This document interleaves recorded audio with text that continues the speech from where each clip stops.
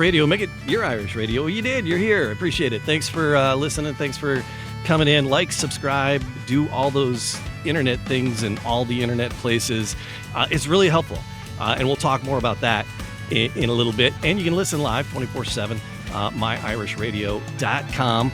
And disruption meets tradition. It's kind of a theme lately on the last couple of the interviews we've done. And today's guest is no different. The pipes are calling. And they called to our guest today. And that call and some free time during COVID led to millions and millions of views, listens, follows, millions, literally millions. She's going to be touring this spring and summer, headline the Motor City Irish Fest. She's entertaining to watch online. I'm really looking forward to seeing her perform live this summer at the Motor City Irish Fest. And Allie the Piper.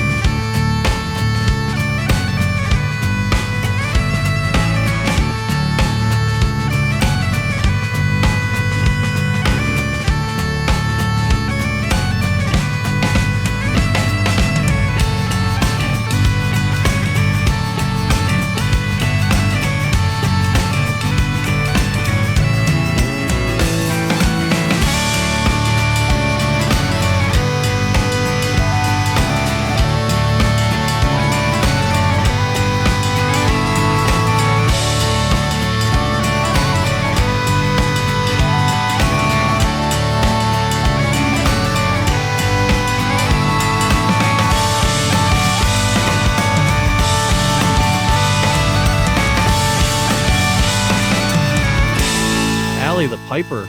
Welcome to My Irish Radio. Hi, thank you so much for having me. It's a pleasure to be here. All right. So, yeah, it's just gets things started. Tell me about your childhood. My childhood. Oh, my God. Oh, wasn't ready. My favorite thing to tell people, which I cannot confirm nor deny because I was not conscious, but my mother tells people that before I started talking, I was humming and singing melodies, and she played music for me the entire time that she was pregnant. She sang the whole time I was a baby, and so she always, considers music to be my first language. And I mean, it kind of makes sense with how obsessed I got with it as a child. I could not get my hands off of musical instruments. I loved learning new things. And I started my first actual lessons when I was 6 years old, and my first instrument was piano. And I was singing the entire time as well. I loved to sing. It was a very loud household.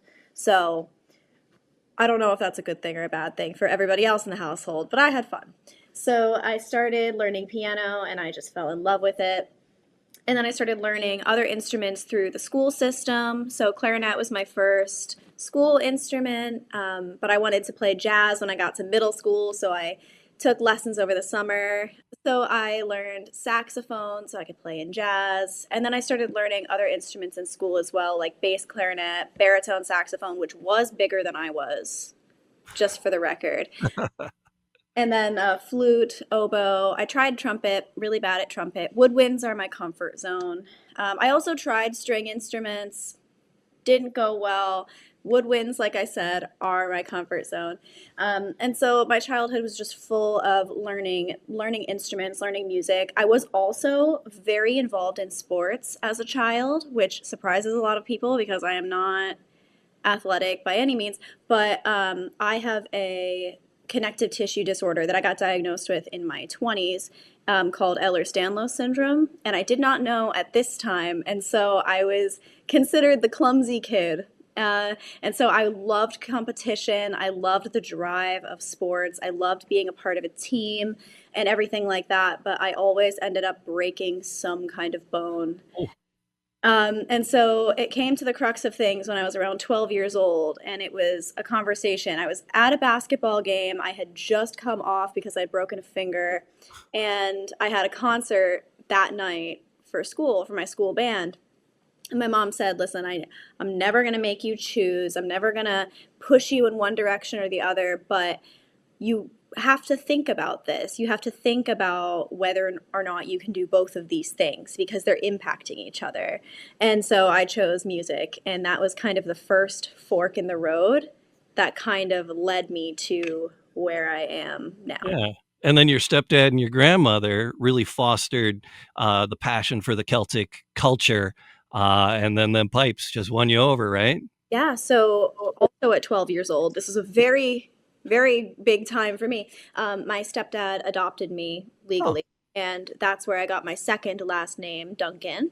And I wanted to learn a lot more about the Duncan family name. And my grandma taught me a bunch. She had this chest in their house full of garments and the family tartan, the crest, names dating back hundreds and hundreds of years. And I thought it was just amazing seeing heritage be celebrated and loved and preserved that way.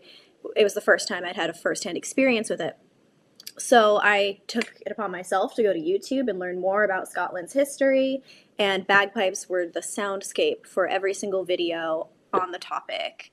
And I just fell in love with the sound. I thought they were such a commanding looking instrument, and I couldn't really figure out how they worked just by looking at the YouTube videos I was seeing because they were just kind of in passing. And let's just say, as soon as I found out that bagpipes were also a woodwind, I was sold.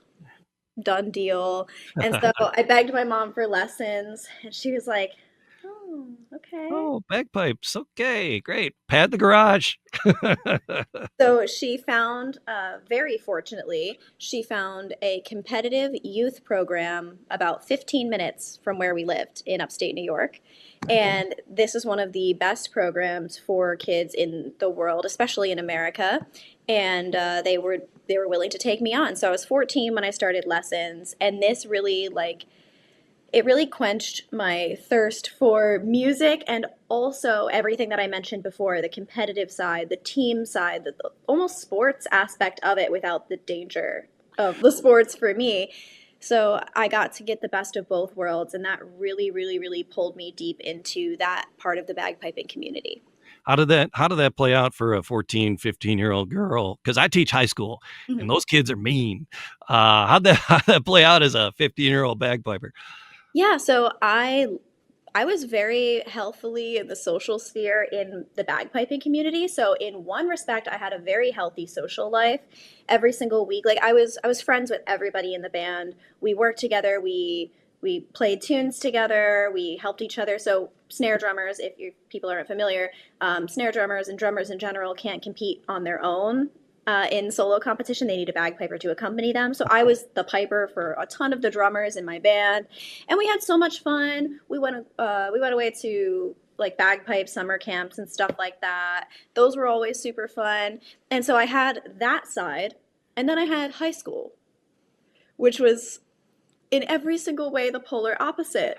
Um, I wasn't like I wasn't bullied to my face about bagpipes or anything like that, but I think people just didn't know what to do with me. I wasn't really pulled into the music part of what my high school had to offer because I was a little bit different and because my focuses were different. I was heavily involved. I was in 6 music programs at once in high school. So any band I could be in, any choral program I could be in, full orchestra. I was studying music theory. I was really, really invested and really involved. And I had my own rock band in high school too. So there was a lot going on. And then on the side, I was also, not on the side, but pretty heavily, I was also doing solo competition, band competition. I was doing gigs. So I was just really busy. But Yeah. to paint this picture, in high school, I played a lot for different events. So a lot of the time, I would have to go to school fully dressed in my uniform, like head to toe kilted, because by 10 p.m. or 10 a.m., I'd be picked up to leave to go play a gig and then come back to school. And that Wow. was something that people didn't really get or understand, and nobody asked, so I never explained it. It just kind Yeah. of happened. And then I also played bagpipes for I don't know how widespread the D.A.R.E program is, but we had that in New Yeah. York, and it's an educational program where typically a volunteer police officer will go into schools, middle schools or elementary schools, and teach about the dangers of drugs and substances. And we had the D.A.R.E program, and when I was in high school, I played bagpipes for the graduations of D.A.R.E programs in the other schools. And so in the middle of the day, this fully kilted 16-year-old girl would leave the building and get into a police car and not return. And that happened a lot. So I was just kind of this weird enigma when I was in high school. Oh, Uh, I love that. the music kids definitely didn't know what to do with it. There was a tweet back when Twitter was Twitter that went around by one of like the popular music kids saying that bagpipes were the worst instrument on the planet, like terrible to listen to.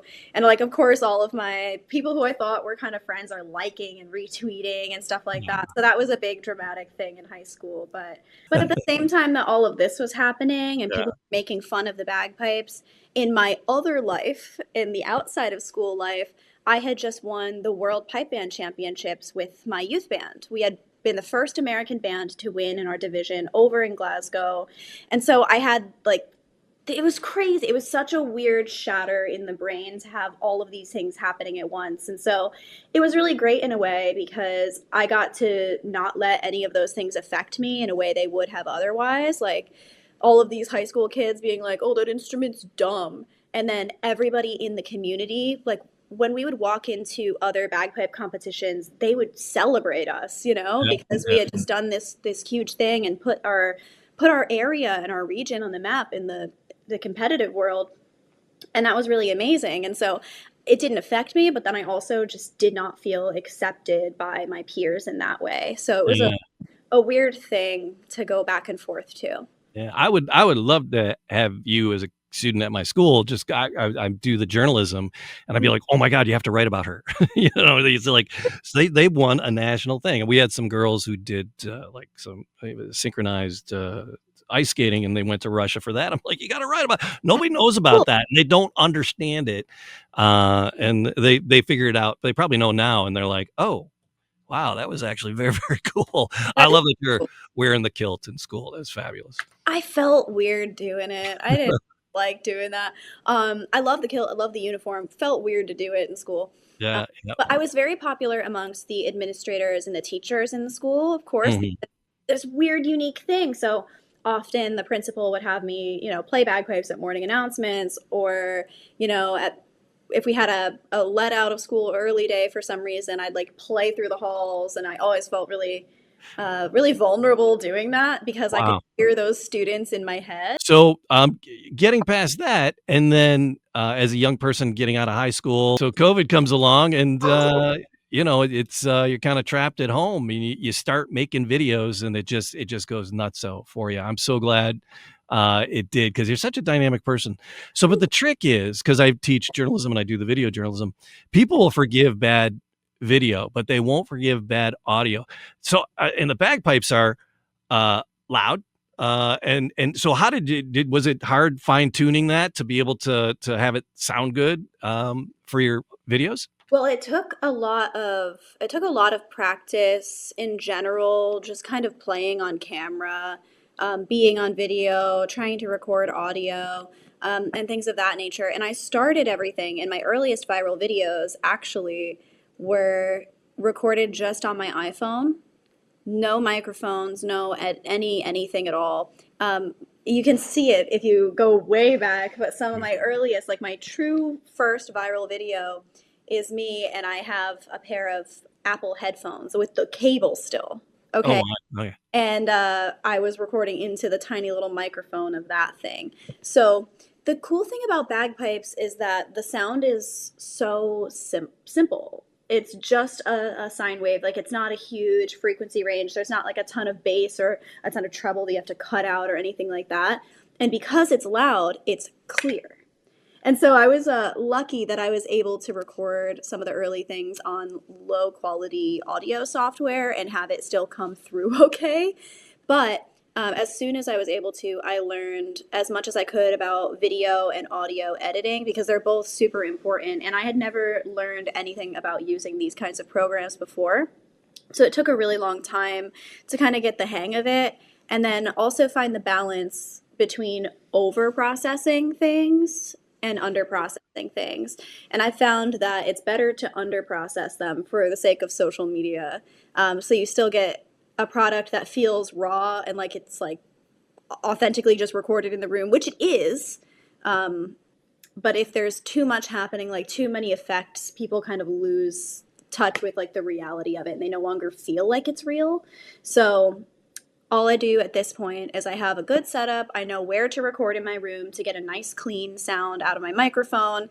And then the only thing I really do is put some reverb on it so that it's not a flat, dry tone. That's different from what I do with my recorded, like released music, Yeah. Yeah. but that's all I do for my social videos.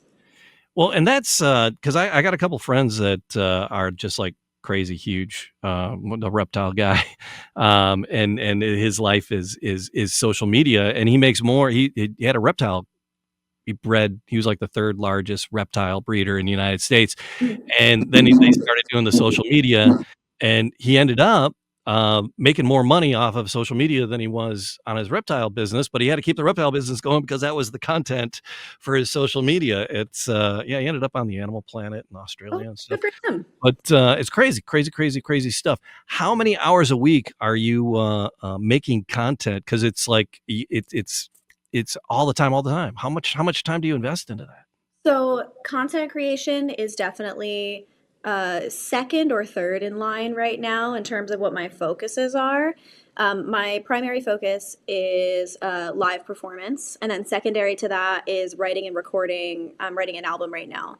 And then third to that is content creation. So at this point, currently, I'm probably putting in like maybe 10 or so hours a week to content creation, so not too much.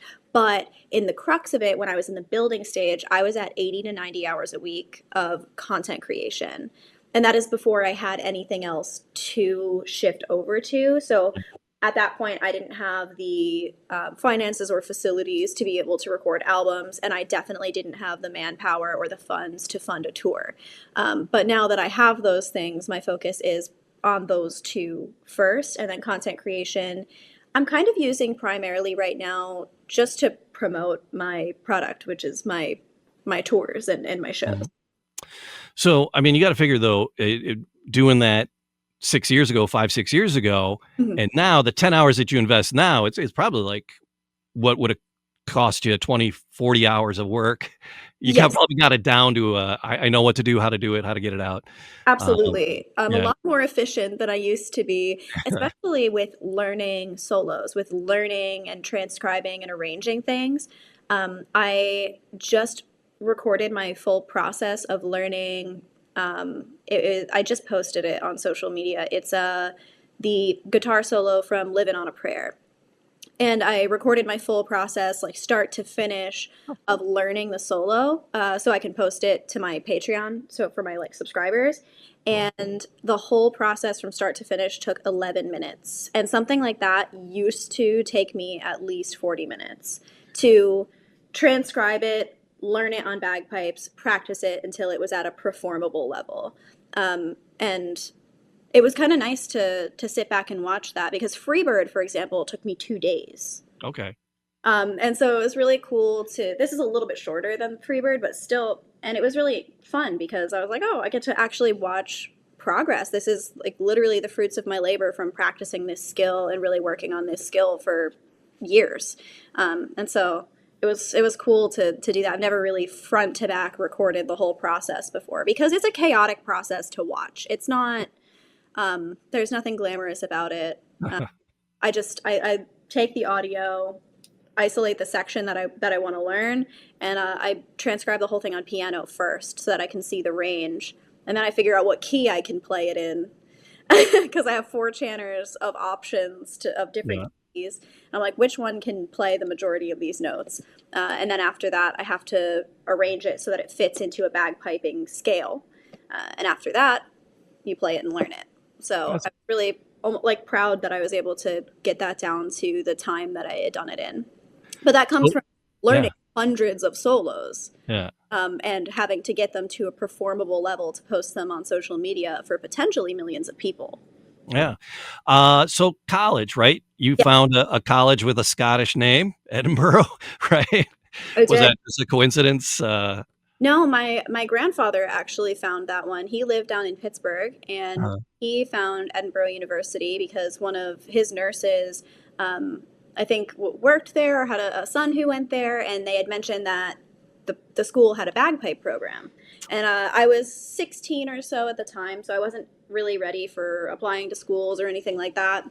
And I knew I wanted to pursue music, but I was stuck in another fork in the road of, okay, do I go to a music school like Berkeley or Eastman? And I had applied to some schools like this, but I would have to give up bagpiping because when you go to be a music major and you tie yourself to your instrument, that's your instrument. You no longer get to play the game that I was playing of focusing and doing so many things. I had one of my teachers in school tell me that I was going to spread myself too thin if I kept doing what I was doing, which was being involved in all of these different programs and playing a different instrument in every single music group that I was a part of. But I loved that. I loved that versatility. And so I'm glad I listened to nobody. And everybody looked at me like I was crazy when I went to this school so that I could major in bagpipes.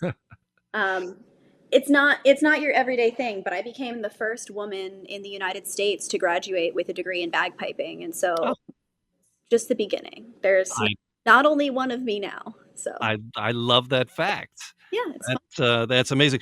So in college, it honed those skills of all this transcribing and the music and the knowledge and helped you go deep, or did you have that heading in there? No, I had that was a lot of that is stuff that I learned after. Mm, So I was classically trained in college. So I did piano, voice, and bagpiping, and I focused heavily on music theory. okay. And so that is more so kind of breaking down and dissecting. So I did get to work a lot on that kind of skill, which is like breaking things down into their components that make them up. But I learned a lot more about classical composition than I did about rock and roll. Yeah. Yeah. Because you are the rock and roll bagpiper. It's amazing, and the social videos Mhm, are fun. The music videos that you've started to do, mhm. they're mini movies. It's a whole different game. It's what what goes into making those? And just because you have like Crazy Train, the Pirates of the Caribbean one, and these are bigger productions. How long do they take? And did you have to get permission to do those songs once you're turning them into videos like that? Yeah, so there's a different type of cover licensing. There's so many different types of cover licensing. Um, there's a different type of cover licensing for putting something on a CD than there is for releasing it digitally, and there's a different type of cover licensing for X, Y, and Z. It doesn't apply to social media. So, for example, if I post a song on Instagram, I don't need to acquire cover licensing for it because the algorithm already splits it. Mm, So the algorithm itself has cover licensing, and these labels and things like that. Like when I don't have a label, but when I release music, I give the distributor permission to have it available on TikTok, Instagram, Facebook, etc. Hmm. So for all of the short form things, that doesn't apply. But for anything longer form, yes, it does. But the process of filming a music video is actually really relevant right now because I just got back from Germany where I just filmed my most recent music video that is not released yet. It will be coming out in May, and I also can't tell you the name of the song, but it's another cover, and it's going to be on my next album, which is coming out this year as well. And that's a combination of originals and covers. And the whole album is going to be a lot more hard rock than anything has been prior. But the process, I mean, it's very fresh in my mind, the process of filming a music video. Yeah. Yeah. But I was in studio with the videographer, and I think we were there for about 9 hours, start to finish. And it's just so, and he's a professional. Like he got it done. That's like the fast side of things. Mhm. My Crazy Train video was filmed over the course of 2 days.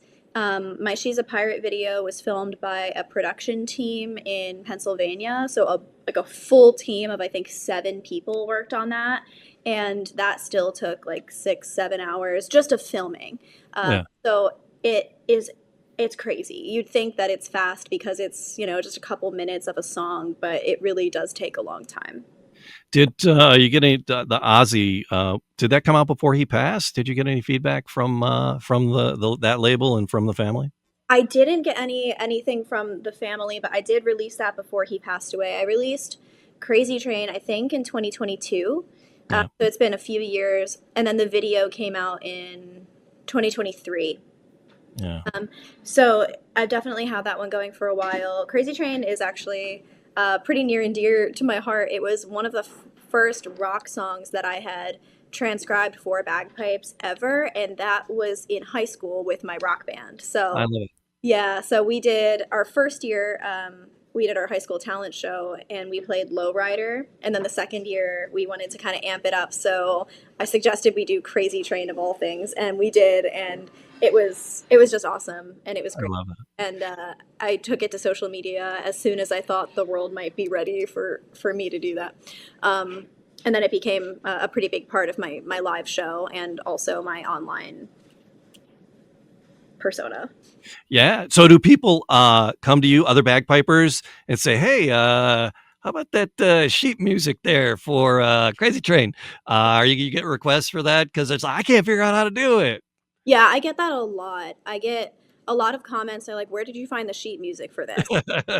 Right here. And I haven't looked at a piece of bagpiping sheet music in a while. Um, Yeah. but I have put together a couple versions for like I'll get a lot of questions from parents like for their kids who are really looking to do stuff, and so there are a few things that I have done kind of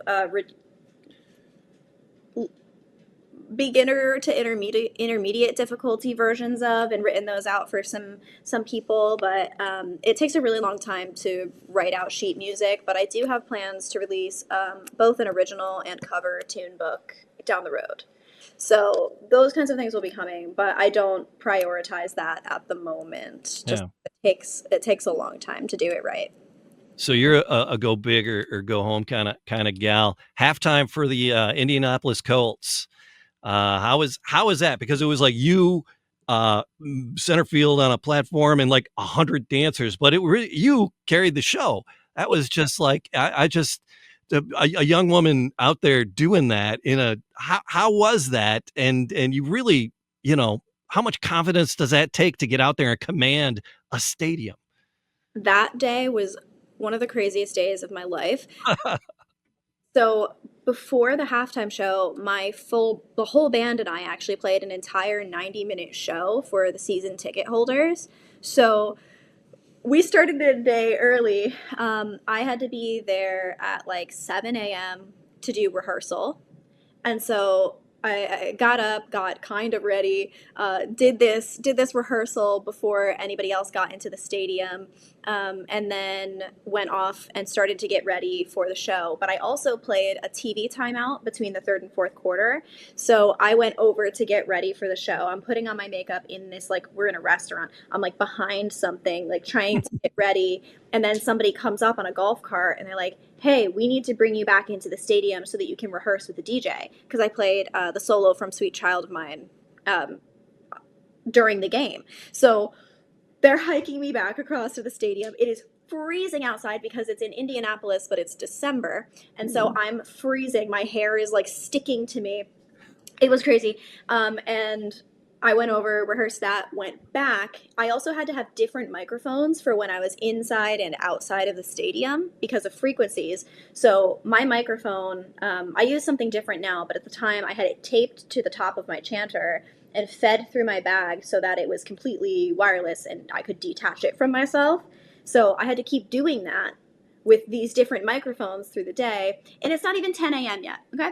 So I get back over to the restaurant. We get everything together. I did not have time to do my hair. So we do this show. It was a ton of fun. And then immediately go over to the stadium. And then we get to sit in this room with all of our family that we brought along with us, waiting for the halftime show. And the game is on.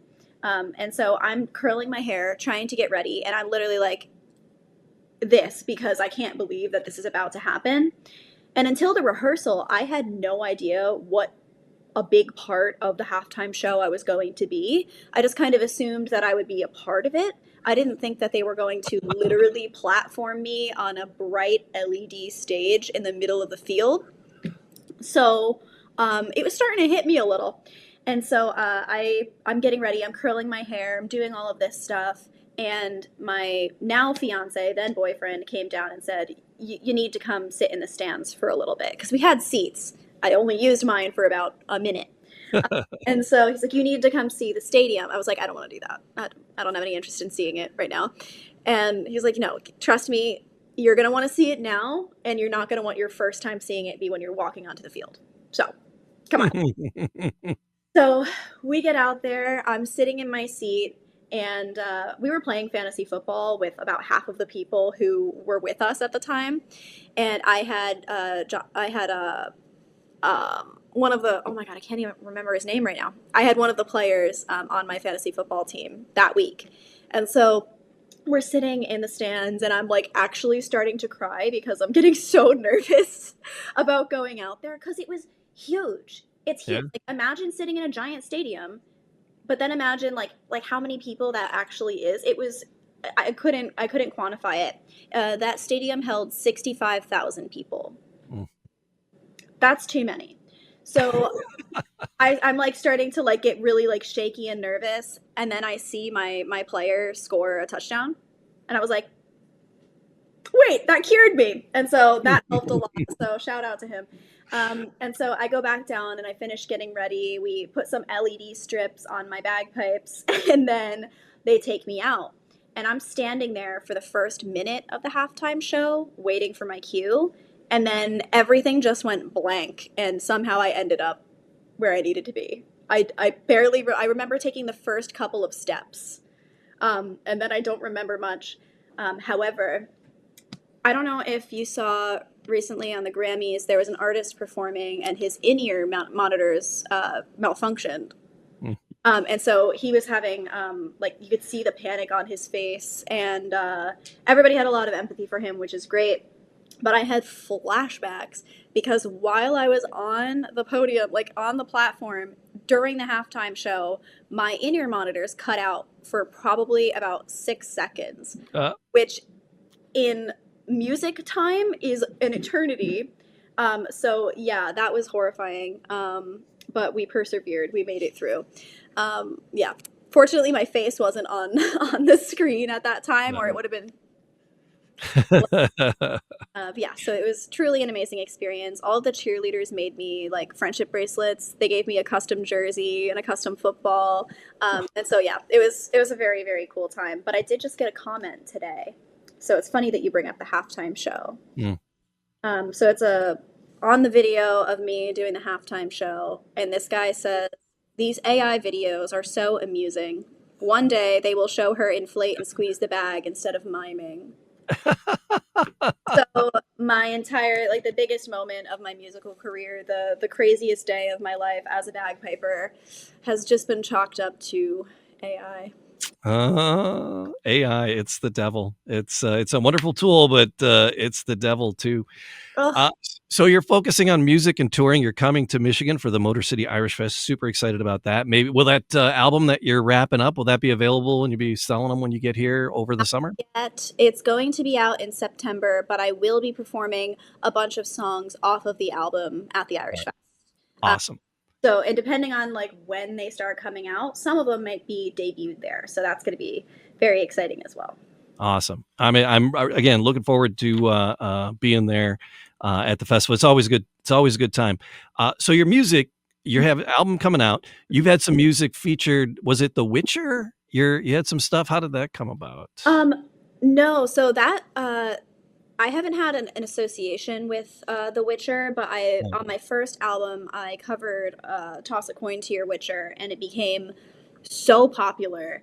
It kind of like blew up out of nowhere, and I was not anticipating that. I think it's probably my most popular song on the entire album.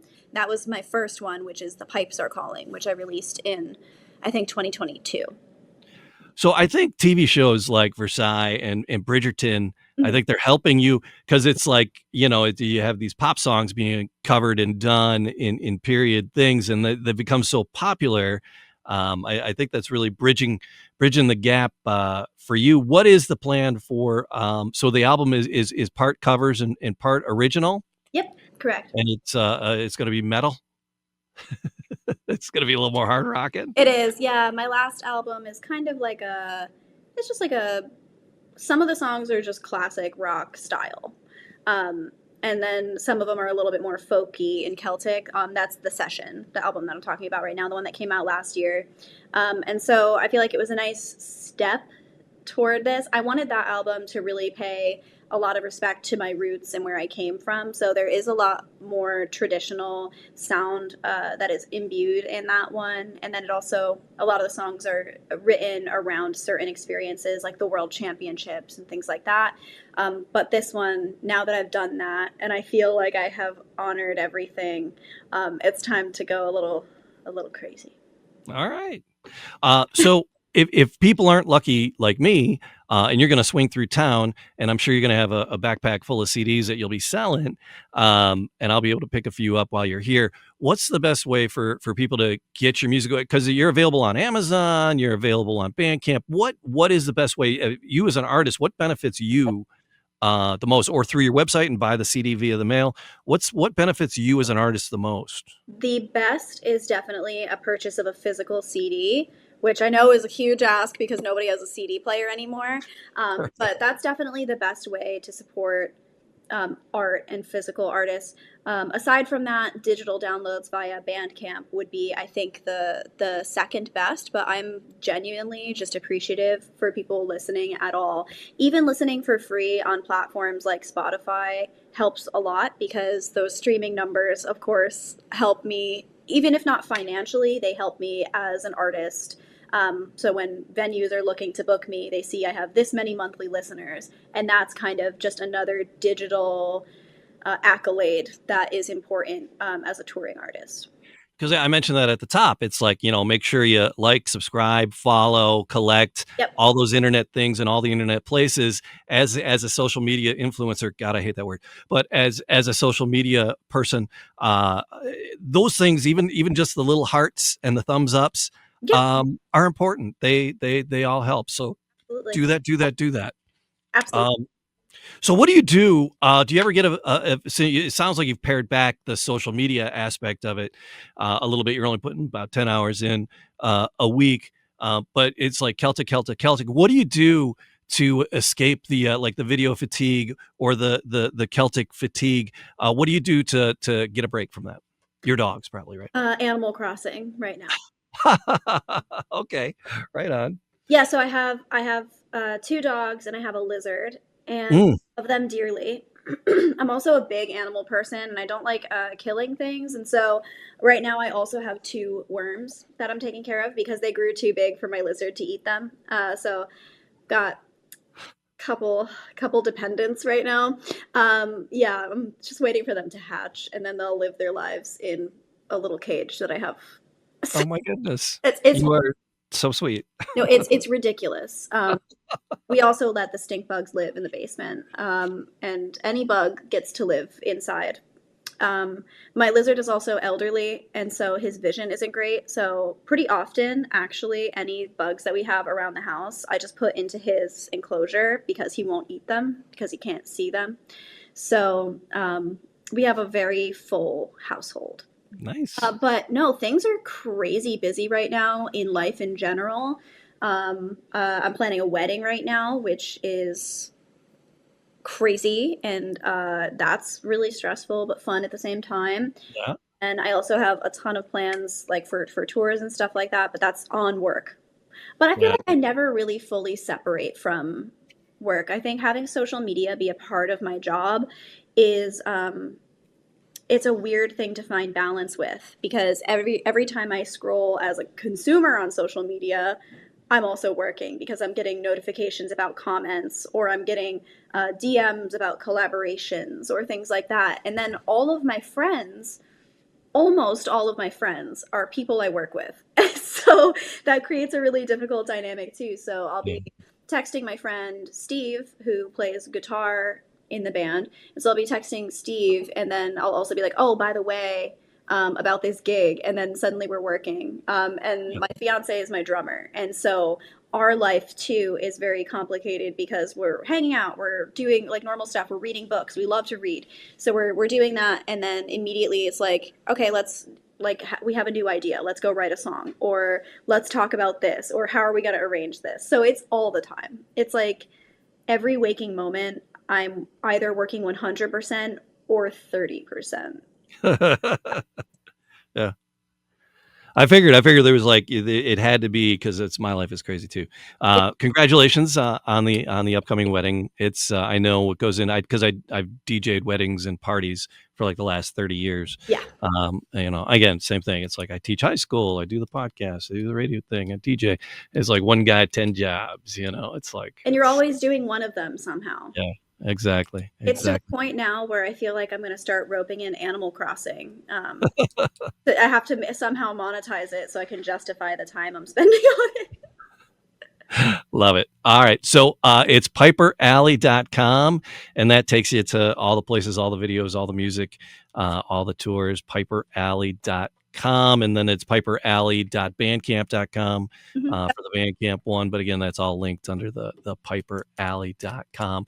I'm super excited about the summer. Is there any place that you're going on the tour this summer? It's the 20th I think is your next gig. Any place you're looking forward to being at besides the Motor City is your prime one, but besides that, My top is definitely Motor City. Okay. I actually truly love every single place that I go because they all offer something different. I think people get really caught up in America. They're like, "Oh my God, you're going to Germany. Oh my God, you're going to this place. You're playing here. That must have been amazing." And I'm like, I mean, I was in a venue, so it was amazing in its own way, but it's not amazing the way that you think it was amazing, you know? yeah, Not to say that it's not, but like I rarely get the time when I travel abroad or go places to actually fully travel and immerse. When I was in Germany, I did 2 music videos, and that took me a total, the filming aspect alone was almost 24 complete hours of time at the studio across multiple days. And then there's all of the other stuff that I had to do in terms of content creation. So I had 1.5 days to actually see Germany and Amsterdam. well, that should be enough.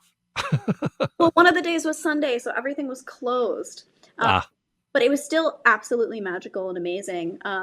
But I always get myself really excited to go to new places, and like I'll be in Edinburgh performing a show in Scotland in May, and of course I'm excited to go to Scotland. But I also, at this point, I know that when I go there, most of my time is going to be working, and all of the shows are going to be filled with the same energy that I'm bringing to everywhere else. So you're going to get the same experience whether you're in Edinburgh or Yeah. whether you're in Michigan or whether you're in Massachusetts, because to me, it doesn't really matter as much where I am physically as much as where I am musically. And I'm very excited for this year musically. What was Edinburgh like? It was a lot like being in a van heading to a gig. It was, yeah. I feel So, bad. I feel bad because I went to the West Coast and I had yeah. some of my friends and family asking, "Oh my God, what was this like? I haven't been out to California, or what was this like?" And I was like, "I don't remember which city was which. They were Yeah. all lovely, I'm sure, but it's definitely a different experience being somewhere and traveling and being somewhere and working. I try to, as much as possible, I try to give myself a couple extra days in more unique locations that I go to. So I gave myself a couple days when I performed out in Alaska so that I could see Alaska. And I gave myself, like when I go down south to Georgia, I love Savannah, Georgia. So I did a festival in Savannah and then I booked a week long, it was 5 days, a vacation on Tybee Island. Um, so when possible, I try to give myself a little 1 to 2 day excursion, so I can experience that side of it too, because just going there to perform doesn't give you that kind of experience. Yeah. Yeah. Well, all right. So it's alleythepiper.com. Oh, And I don't want to take more of, I'm Piper Alley. Sorry. that's all. Piperalley.com. I think I own the domain for alleythepiper.com too, so it will route you there. Good thinking. All right. So. See, you are internet savvy. So, all right. I have it right in front of me. I said it wrong. All right. Piperalley.com. And we'll chop that out along with the dog barks. Give all the puppies a hug. And thank you so much for your time. I know it's a commodity and I appreciate it. Thank you. Yeah, no, I'm happy to do it. I'm excited for Michigan and always excited to kind of talk about the behind the scenes stuff. So.